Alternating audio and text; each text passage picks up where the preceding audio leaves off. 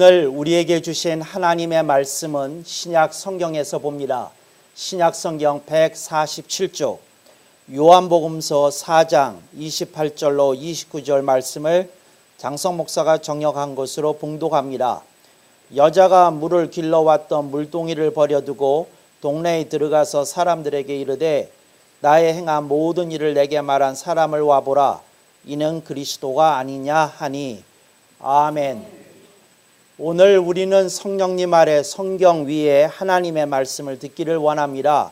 오늘 여러분들이 주목하실 설교 제목은 신령의 회복입니다. 20세기를 지나면서 21세기로 넘어온 신학적인 주제 혹은 신학적인 화두가 있습니다. 그게 뭐냐? 영성이라는 말입니다. 그래서 요즘 신학자들이 입만 열면 영성에 대해서 이야기를 합니다. 왜 그렇게 되었을까요? 기계 문명이 발달을 하면서 사람들의 심령이 피폐해지기 시작했습니다. 사람들이 공황적인 그 어떤 허전함과 허탈감을 사람들이 견뎌내지 못하고 있습니다. 이럴 때 사람들을 부유하게 만들 수 있고 사람들을 안정화시킬 수 있는 것이 뭐냐? 영이 살아있는 거다. 영이 제대로 정말 숨쉬는 것이다. 영이 제대로 인생을 이렇게 바라볼 수 있는 것이다 하여 영성에 대해서 이야기하기 시작했습니다. 영성에 대해서 이야기 시작한 지 40년, 50년이 되어 오는데 오늘 우리는 그 영성의 그 실제적인 면에 대해서 생각해 보기를 원합니다. 영성이라는 말을 영어로 spirituality 이렇게 얘기합니다. 이게 영성입니다. 그런데 이 신학자들이 매번 영성에 대해서 이야기를 하면서 놓치고 있는 개념이 있습니다.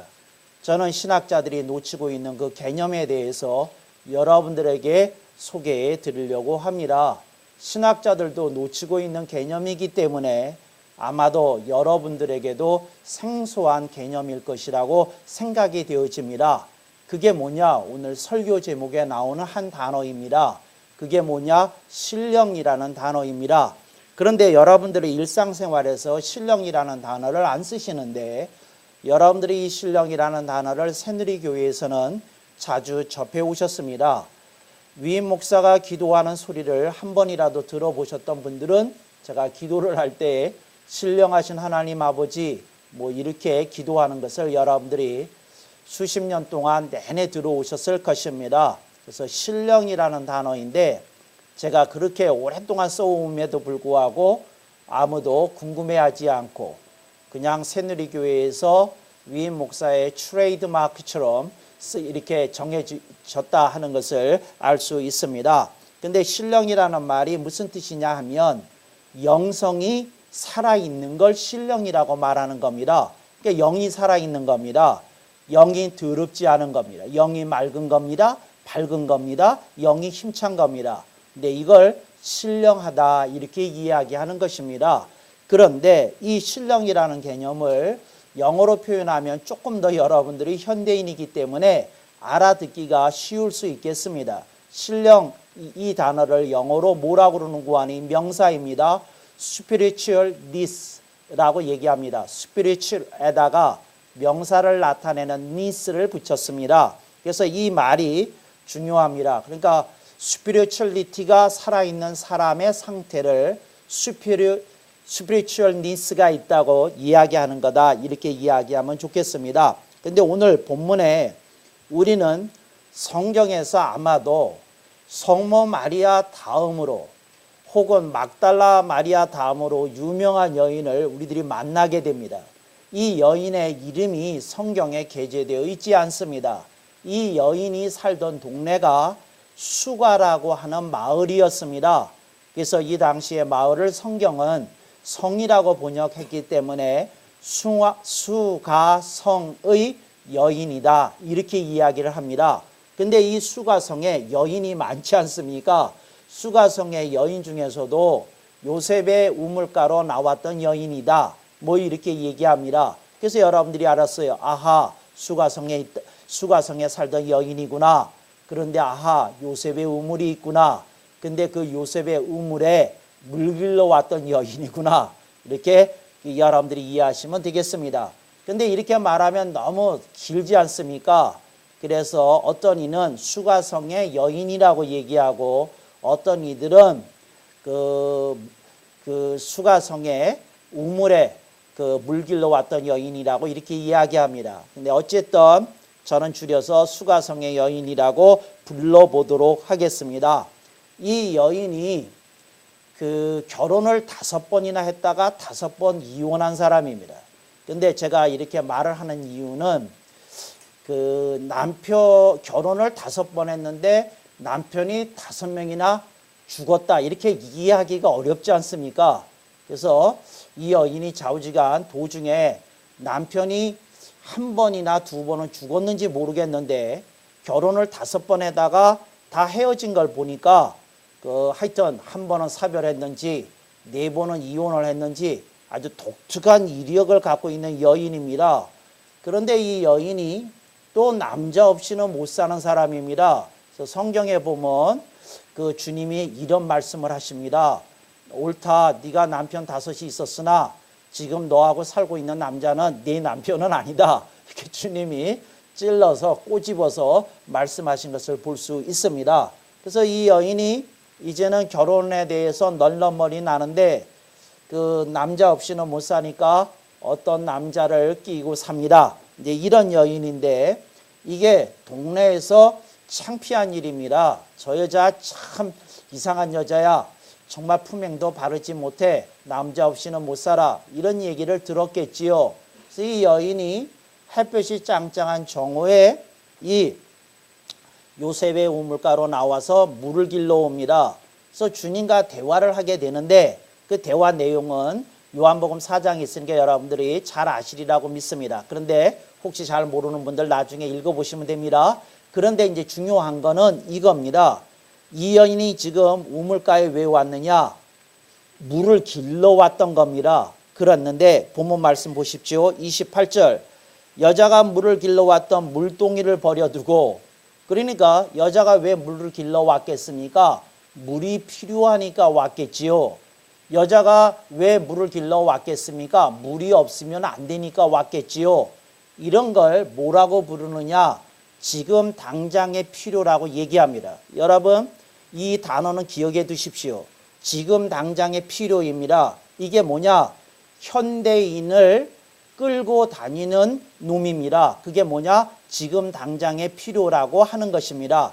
예를 들자면 여러분이 출근할 때 어떤 이들은 이제 출근하면서 편의점에 들려서 이제 프렌치 카페 하나 이렇게 그 손에 들어야 됩니다. 왜? 카페인이 들어가야 눈이 떠지고 화장은 했지만 그 카페인이 들어가야 심리적인 안정감을 얻을 수 있기 때문에 그거 합니다. 그러면 이 사람이 그 편의점에 가서 커피를 이렇게 사려고 한다. 뭡니까? 지금 당장의 필요에 의해서 하는 것이다 하는 것을 여러분이 알았을 것입니다. 여러분이 회사에서 일하다가 점심때가 됐습니다. 다른 생각하지 않습니다. 지금 당장의 필요는 내가 배고프다는 것이고 밥을 든든하게 먹어둬야 오후 시간을 맞이할 수 있겠다는 겁니다. 그래서 여러분들이 늘 여러분을 끌고 다니는 주제가 있습니다. 그게 뭐냐? 지금 당장의 필요라는 것이지요. 그래서 여러분, 현대인들이 어떤 사람이냐? 지금 당장의 필요에 의해서 이렇게 끌려다니는 사람이라는 거 기억하시기 바랍니다. 홈쇼핑에 그 충동 구매증에 걸려 있는 주부들이 많습니다. 왜 그럴까요? 그들에게 지금 당장의 필요인 것처럼 어필을 하니까 그 주부들이 그냥 홈쇼핑을 보다가 자기도 모르는 사이에 이렇게 신용카드로 결제하고 그렇게 필요하지도 않은 물건을 사게 되는 일들이 왕왕 있습니다. 이게 뭐를 나타내는 건가요? 지금 현대인들을 끌고 다니는 게 지금 당장의 필요라는 겁니다. 본문 말씀 봅니다. 여자가 물을 길러 왔던 물동이 이게 뭐냐? 지금 당장의 필요를 상징하는 겁니다. 근데 이 여인이 이거를 내팽개쳤습니다. 버렸습니다. 이게 무슨 말인가요? 더 중요한 게 보인 겁니다.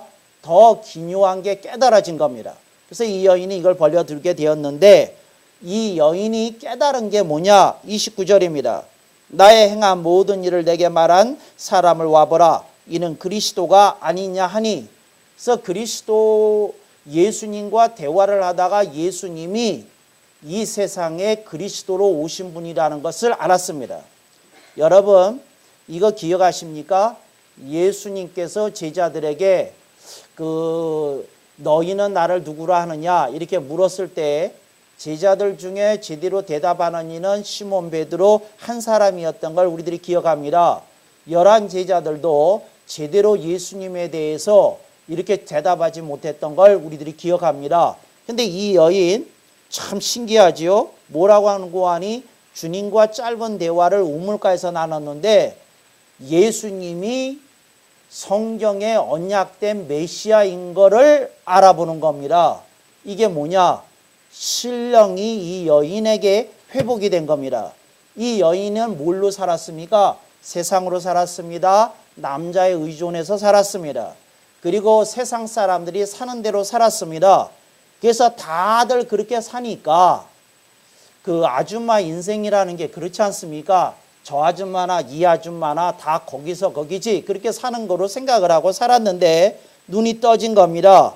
이 눈이 떠진 사건 어떻게 우리 알 수 있느냐? 이 여인이 물을 길러 왔던 물동이 버렸다.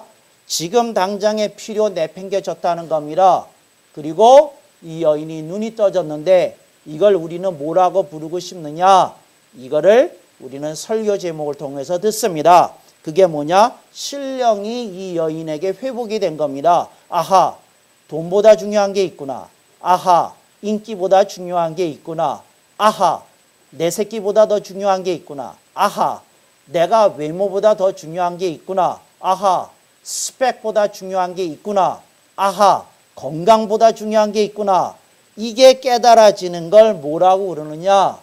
잃어버렸던 신령을 되찾는 것이라 하여 신령의 회복이라고 부르는 겁니다. 그러니까 여러분들 중에 목사님 저는요 신령해요 이렇게 하시는 분들은 회복이 아니고 신령의 유지이시고 이제 우리 우리 조금 수준이 낮은 이 목사나 여기 앉아 있는 어떤 분들은 수준이 좀 낮기 때문에 뭘 하는 겁니까? 신령이 회복이 돼야 되는 줄로 믿습니다. 그래서 여러분들이 이게 신령이 회복이 되는 겁니다. 이게 무슨 뜻이냐? 요 신령이라는 놈은 왔다 갔다 하는 겁니다. 어느 때 우리가 신령 좀 해요. 그런데 어느 때 우리들이 잊어버립니다. 그러니까 예를 들자면 우리들의 친척들 중에 되게 잘나는 사람들이 뭐 자기 좀 잘 산다고 과시를 하면 속이 상합니까? 안 상합니까? 속이 상합니다. 그런데 사실은 속이 상하는 게 아니에요. 속이 됐다 상합니다. 그래서 우리들이 압니다. 아하, 그 순간 우리들은 몰랐는데 신령을 놓치고 있었던 것이지요. 그러다가 집에 와서 성경 말씀 있다가 내가 제정신줄을 놓고 있었네. 내가 조금 부러움이 생길 수는 있지만 그렇게까지 속상한 건 그리스도인의 바른 모습이 아닌데 제정신이 왔습니다. 어떻게 된 겁니까? 신령이 회복이 된 것이다. 이걸 여러분들이 기억하실 수 있기를 바랍니다. 우리들이 세상 속에 삽니다. 세상과 함께 삽니다. 그런데 여러분 기억하십시오. 세상 속에서 여러분들에게 그 신령함이 있도록 주님이 여러분에게 요구하시더라는 겁니다. 그러면 신령한 사람은 어떤 특징이 있느냐? 그걸 제가 금요 경배 때도 한번 말씀을 드렸는데 그때 못 들은 분들을 위해서 한 번 더 말씀을 드리면 신령한 사람에게 4가지 특징이 있습니다. 첫째, 세상에 물들지 않습니다. 세상 속에 있어요. 그런데 물들지 않더라 하는 것이지요. 물들지 않는다는 말이 무슨 말입니까? 세상 속에 있는데 그리스도인으로서의 품위와 품격을 지켜내더라는 겁니다. 그러니까 여러분 오늘 우리들이 그리스도인의 품위와 품격을 지켜내면 뭐 한 게 아닙니까? 세상에 물들지 않았다는 것이지요. 요즘 얼마나 많은 사람들이 술, 담배를 합니까? 그리스도인들 중에서도 상당히 많은 사람들이 점차적으로 하고 있습니다. 그러나 세상에 물들지 않은 그리스도인은 술, 담배를 이겨내는 줄로 믿습니다. 근데 이런 거라는 거죠. 그리스도인들 가운데 춤의 유혹을 건디기가 어려운 사람들이 얼마나 많습니까? 그런데 이 춤에 빠져서 끌려다니는 사람도 있지요. 그래서 두 번째가 뭐냐? 세상에 끌려다니지 않는 겁니다. 여러분, 세상이 뭐라고 말하든지 간에 여러분이 분별해서 살지 세상에 끌려다니지 말기를 주님의 이름으로 축원합니다. 세상에 끌려다닌다는 말이 무슨 말이냐면 유행과 보조를 맞추지 않으면 마음이 됐다 불편한 거, 이게 끌려다니는 겁니다. 그래서 세상 사람들이 하는 거 해야 되고 세상 사람들이 입는 거 입어야 되고 그러면 여러분 처참한 일이 생기게 됩니다. 어떤 처참한 일이 생기게 되느냐? 당신은 당신도 모르게 공산품이 됩니다. 그러니까 이 세상 모든 여자들이 구찌백을 들고 다닙니다. 난 보기도 싫더구만요.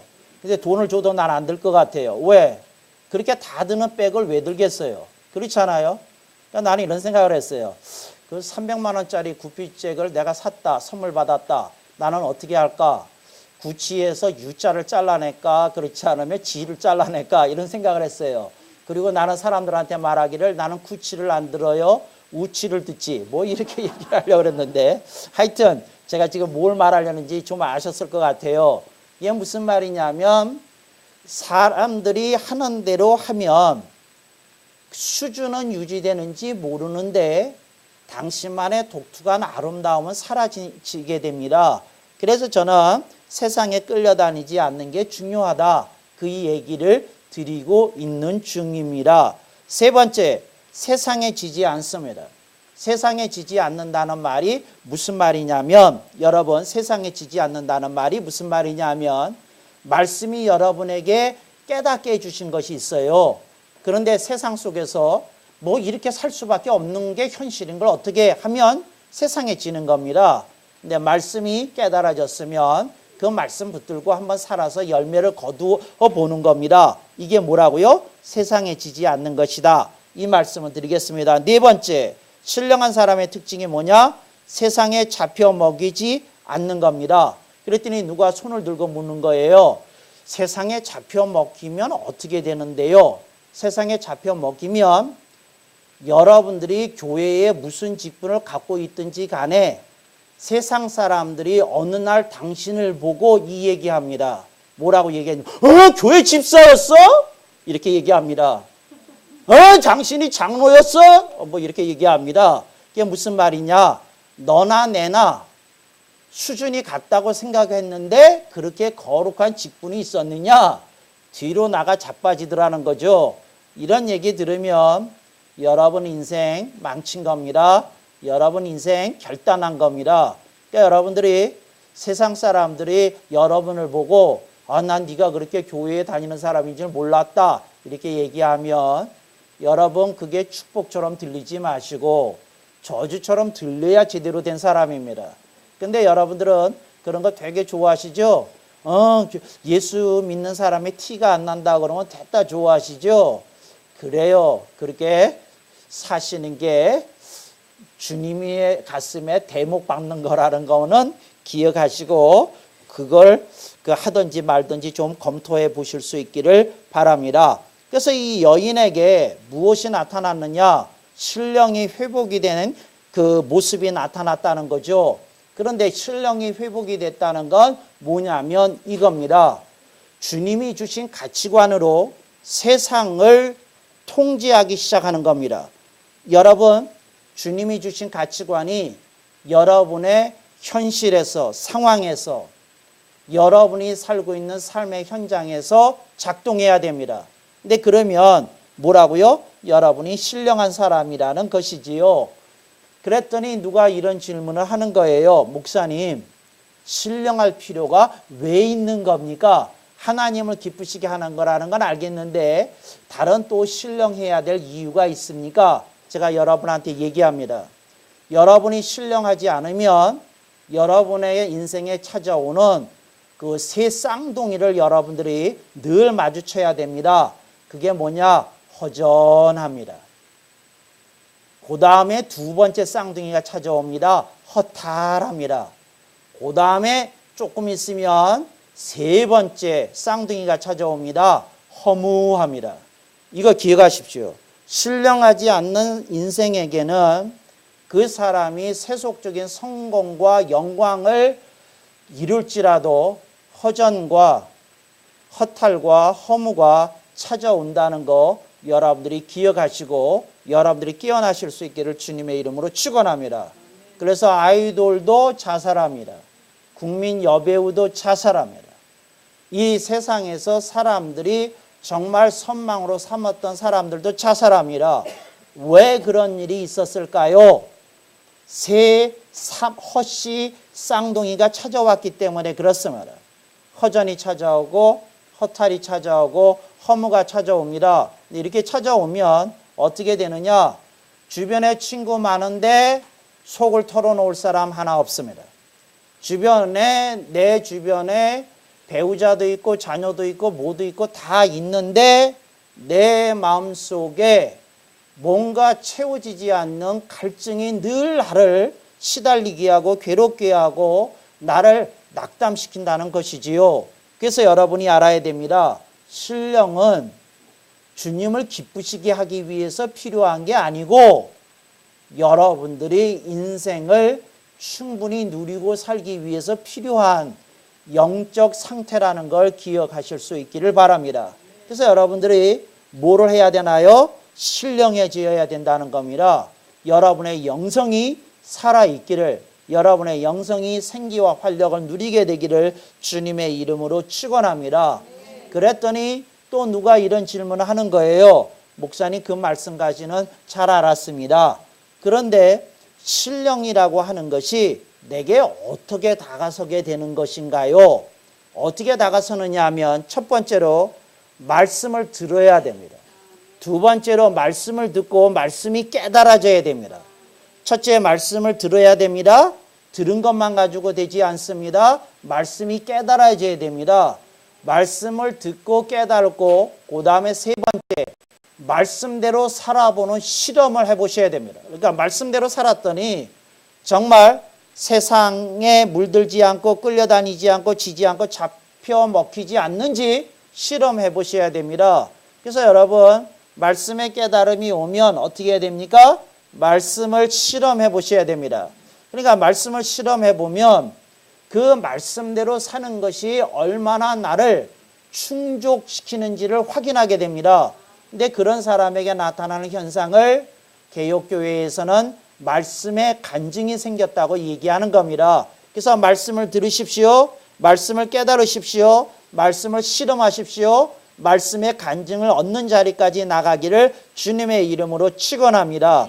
그런데 말씀을 듣지만, 말씀을 깨닫지만 실험 안 하는 이들이 되게 많습니다. 왜 그럴까요?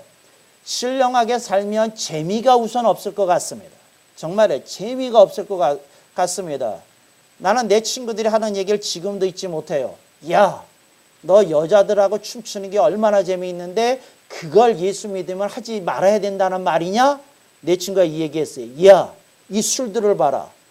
그러면서 자기가 유리 캐비넷에다가 이렇게 진열한 그 비싼 세 개의 명주들을 쭉 보이면서 이게 얼마짜리인지 아니, 얼마짜리인지 아니, 그러면서 자기가 콜락트한 100여 가지 아껴두고 아주 특별한 날 먹으려고 진열해 놓은 그 세 개의 명주들을 이렇게 속하면서 야, 이걸 놔두고 내가 신령해져야 되겠냐?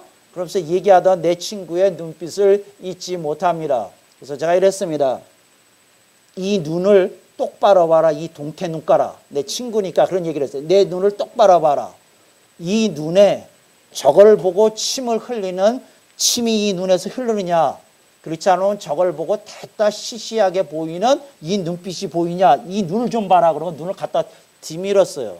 친구가 한다는 말이 뭐냐면 내가 간 다음에 지들끼리 따로 모이면서 술 마시면서 그랬다고 그래요.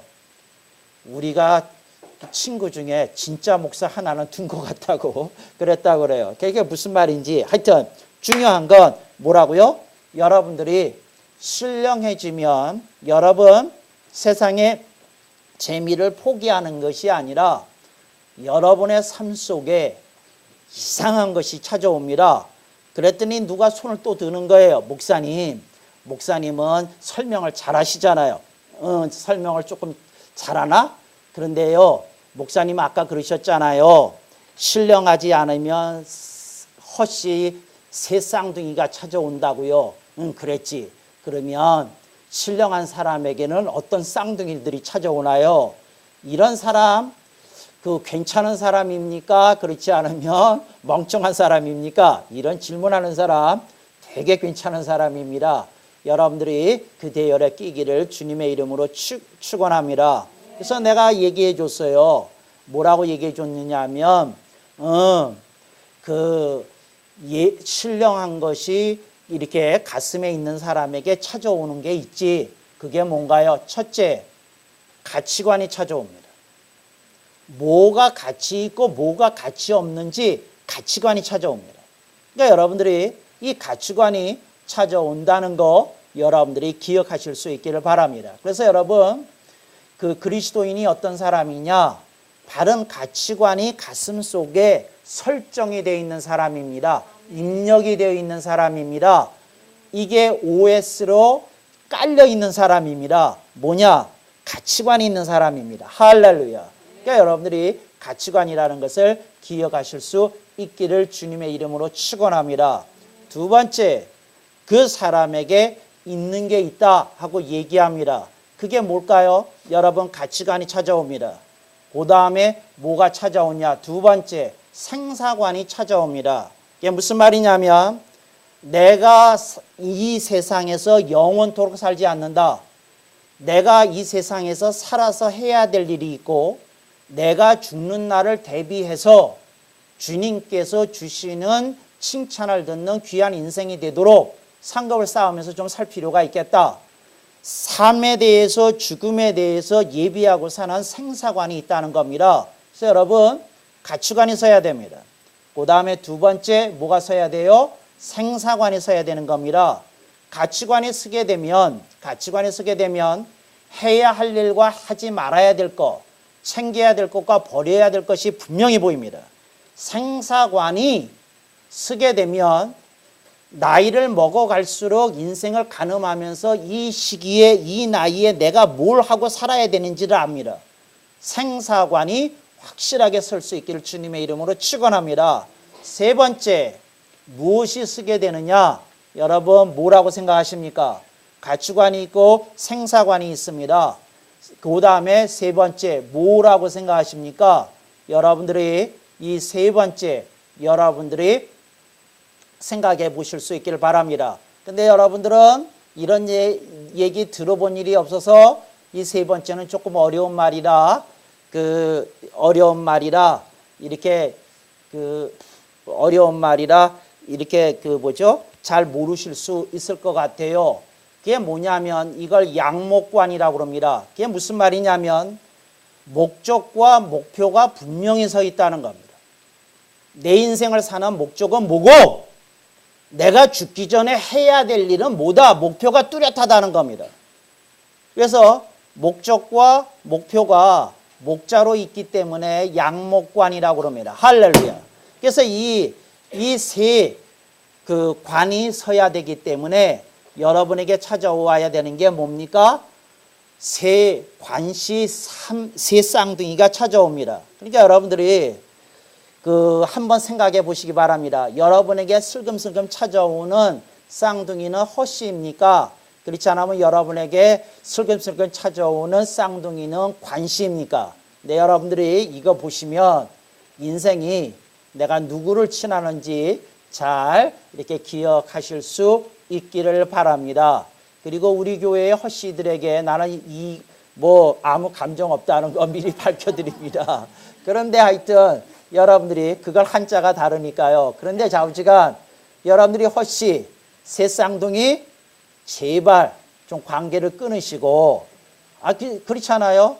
여러분의 삶 속에 허전과 허탈과 허무가 찾아오면 안 되잖아요. 여러분의 삶 속에 이 관시 새 쌍둥이가 찾아오기를 축원합니다. 이 관시가 찾아오면 어떻게 되나요? 가치관이 섭니다. 해야 될 거, 하지 말아야 될 거, 챙겨야 될 거, 버려야 될 거 뚜렷합니다. 생사관이 씁니다. 내 나이가 이렇다. 우리 집안 식구들은 대개 75세에 돌아가셨다. 그렇다면 내 사는 날 몇 년 남았다. 지금 시기에 내가 뭘 챙기고 뭘 노력하고 뭐 하면서 살아야 되겠다. 이 정도 가늠하고 살아야 되는 줄로 믿습니다. 그 다음에 내가 인생을 사는 목적이 뭐냐? 뚜렷이해야 됩니다. 여러분들의 목적을 뚜렷이하고 그 다음에 목표 또한 주님이 주신 비전으로 가지셔서 여러분들의 인생이 부유하실 수 있기를 주님의 이름으로 축원합니다. 아멘, 아멘, 아멘.